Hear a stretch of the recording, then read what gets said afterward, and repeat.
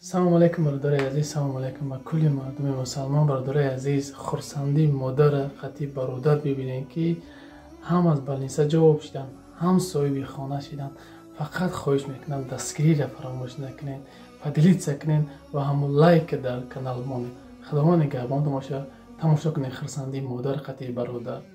خدا نگهبان. سلام علیکم هموطنان عزیز. چخالی که میبینیم ما در بیمارخانه در نزد مادر جان قرار داریم. برادرمون توبک اگر یاد داشته باشین همین مادر جان مراجعه کرده بودن که ما بعد بیمارخانه جایی نداریم که بریم. شکرانه خدا برادر خیرخواه به مادر جان خانه تحفه کردن. این روز نصیب باشه خدا خواهد ما با سر بلند و وقتی خوش این برادرمون جواب دادن ای بیمارخانه و خانه شخصی خودشان میبریم با همراهی آسیا بانو. شما انتظار شدید ویدیوی مرا و خوشحالی مادر و برادرمون خیلی توبه. خداوند نگهبانتون.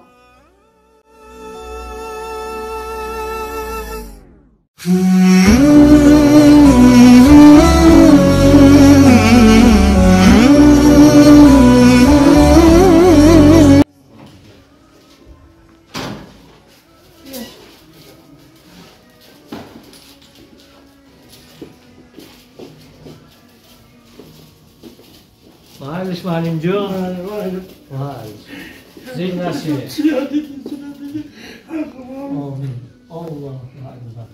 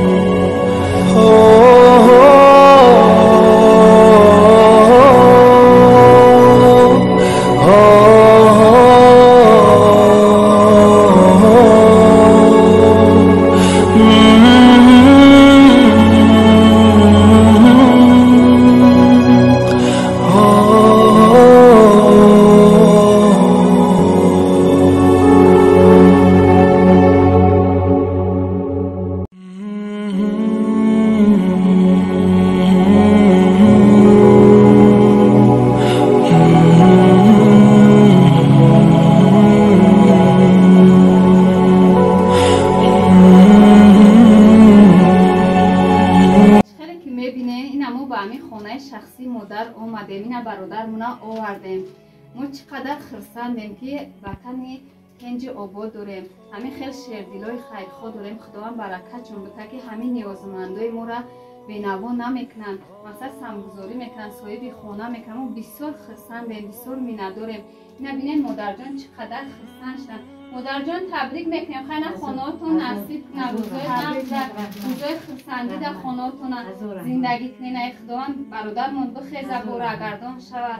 خیلی مادر جان کو چی گفتنی برای برادرای دست بخیر و برادری که شما را خانه توفه کردن؟ ما اولش سلام به همشون دادم خواهرم و همین مردی خیر کن که به ما خیر میکنه را هدیه کرد. هزار رحمت میرسونم. خدا همین دست من گرفتیم پروردگار خدا من شما رو نگهدار شود. اینا در بنیسه بودیم. من در بنیسه آسیابون پسر جان هر روز میرفتم من خبر میرفتم ای ارگونا با خبر میشیدم. من ایو هم ندارم. خداوند کریم دستی که من نبینیم. خدا جان اخواتو نکنم. شما دادارا مرد خدایم و همه شما تشکر میدیم و همین خودمی که خونه بود تربین کرده. هزار رحمت. برای چی شاید گفته دیگر بر سر نفس خود امیدی مردی بر کور و کرر نکته نگیری مردی نبود که داده را پای زدن گر دست فتاده بگیری مردی.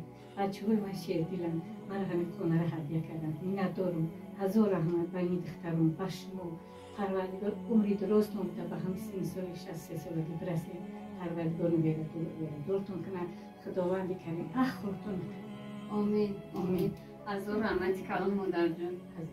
خیلی که همین مادر ما گفتن ما مینت داریم. خیلی که نفر سرناز گفتن ما مینت داریم که و خرسند هستیم که هم خیلی شیردلا هستن که هم خیلی برادرها را تمام همینن. این مادر ما را تمام همینن که عذاب نکشیدن در بدر میشیدن. این روز چقدر خوشحال هستند که در بدر نیستند، در خانه خودشون هستند، به مینتک میشینن با همراهی برادرم. به مینتداری اکای تابک رو برای برادرانی خیر. سلام علیکم برادران، اکو خواهران، اکو دادران. با اکای خیرخواهم، با اکای شیردیلم. خدا الله ترا خور نکنه، خیر تا قبول کنه. ما همه وقت در حق همه با دعا میکنیم.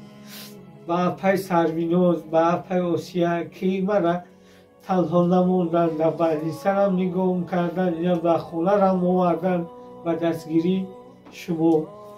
همه تون میندارم خداوند همه تا نگهبان موسا خوری را نبینه. امو اکجان شیردیلم یا ارزو دارم که همو اکجانم یک بار امی پیشی من بیاید یک دعاش بتونم همین ارزو دارم در دیلم. این با گفتنیم که خداوند دولت های دنیا را شما را بتر خوری را نبینید.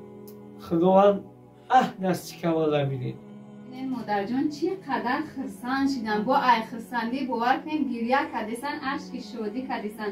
ما هم چقدر خرسان شدن که مادر جان صاحب خانه شدن. انا باش ما در حق برادر داغو باشین که بو بقا بخیزن. ما ای همه شما مینداریم. هزار رحمت کلان، هزار یک جهان تشکر زیاد که بی‌طرف نشدین، نواره ما را دستگیری کردین و همتون رحمتی مقصد مادر جان صاحب خانه شد. انتظار شدیم و ما خیلی باوری داریم که با هم خیلی دیگر بیمارایی که هستن دستگیری میکنیم. ما خوشحال هستیم که درباره ما هم خیلی شیردیلا هستن. خداوند یار مددگار.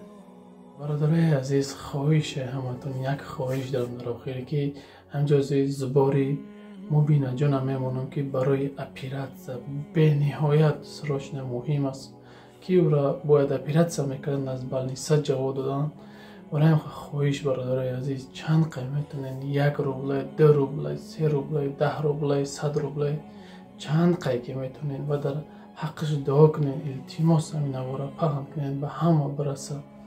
خواهش میکنم از نوار مبینه جان میمونم تماشا کنین. نامرای مقصد نامرای زبربانکی انا پدرشه و نامرای زبربانکی بابوشه و نمره تلفن بابیشه که در باری مشتگی همون شخص بابیش میشود. بگیم همتون دستگیری خواهش میکنم. خدا نگهدار. سلام علیکم برادرای عزیز، مادرای عزیز، خواهرای عزیز، با کل مردم مسلمان سلام خدمت میرسونم.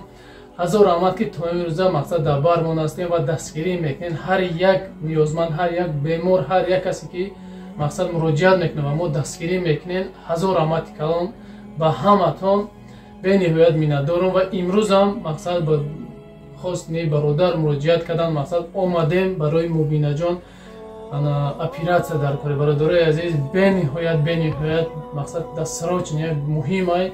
خواهش همتون میکنین در مدت 4 ماه علاکه یک گفته تاجیکی خمون یک خوبچه کاغذ کرده که هیچ چی رزولتات نیست. برای چی؟ برای که سوم در کاره برادرای عزیز. به سوم یگان چیزی که جایی که کاغذ هم برای سوم در کاره. برای برادرای عزیز میبینید خیلی با این صورت میمونم 670,000 روبل روسی برای اپیراتسا مبینه جان گفته کن در شهر مسکو. یک در همین شهر مسکو مترو نواکوزنسکی در کسایی که بلاگرو هدامید که اگر که در شهر مسکو باشی بیا یا نوار که ببین حرکت کنیم در مدت 3-4 روز حرکت کنیم 670,000 جان کنیم اکا در بتیم مقصد مبینه جان نوستشان برای اپیراتسا کنن تیسترک. و کسایی که دوره در تاجیکستان در دیگر جایی این ویدیو ما را اسکچت که در کانال بمون به نهایت ثواب خوب میشه. از مبینه جان چیکار کردگیه اکا خودش میفهمونه. کجا که یک خودتون سلام علیکم میفهمونه. سلام علیکم برادرای اهل اسلام. انا مدتی 4 ماهه که خیلی دوادوی کودکم خدا را هزار بار شکر دردم دیهنده هم خودش پروردگاره شفا دیهنده شم. مدت همین 4 ماهه که میدویم خیلی آوردیم تو چی را بالینسا را خوندیم همشه. دکترها گفتن که فوند ابرشت سکنین. فوندو ابرشت سکدیم. انا یکش با گردن گرفتگی دیگرش با گردن نگرفته. سوم کلونای برای هموقع اینه بچه را برادرها را با چی کردیم که хая ёрдам кунанд чӣ кунанд касали дилай хай набод чиё шахтон мебинед дар балниса ховундан ҳама наркоза додан ҳама ташхисота кадан ай пула кам чиша бо ҷавоб мондодан ҳамин серӯзада бо кӯдак дигар хел наслино шидагиай ҳамин ҳафтада бояд мо оператсияш кунем бо бояд дастгирии шумо бояд сиҳат саломат рӯиш кунем тоҷикистон ҳароямқа аз шумо эҳтиромона як хоҳиш мекунем як дастгирӣ барои ҳамин кӯдаки тифли бегуноҳ дигар ҳечи хай боқӣ сарбаланду хонобод бошен ҳама парвардигор. برادرای عزیز خیر همه میدونی که یک بار در نوار برآمدنم هر کس هم گپ زدن نمیتونه که مثلا خچه گم میکنه 1 روبل 2 روبل ذره میگن جمع شود دریا شود چند قیکی میتونه خب 1 روبل 100 روبل 50 روبل چند قیکی میتونه انا همین اکد پارت مقصد یوردم که دربارش امروز راستیم همه کسا یک جای میشیم همین اکد مقصد دستگیری میکنیم نواسه شاپیرات سکنه تیسترک برادرای عزیز همه کسا با خواهش میکنم زنگ زدن اکد مقصد بو بین خبر بگیم مهمون شید مثلا مبینا جان خبر بگیرین چند قیکی میتونه کمکتون برسونین بعدا خواهش میکنم که این ویدیو را پهن کنید پدیلیت که ایما دوری واتساپ بر چیز دورم لایک بجا که پهن شود تیسترک برادرای خیرخواه ببینن مثلا با داد مبینا جان ایما برسن و بیان کمکش کنن واقعی سربلند و خانواد باشین خداوند همه تا نگهبان باشه خدا یار مددگارتون. سلام علیکم.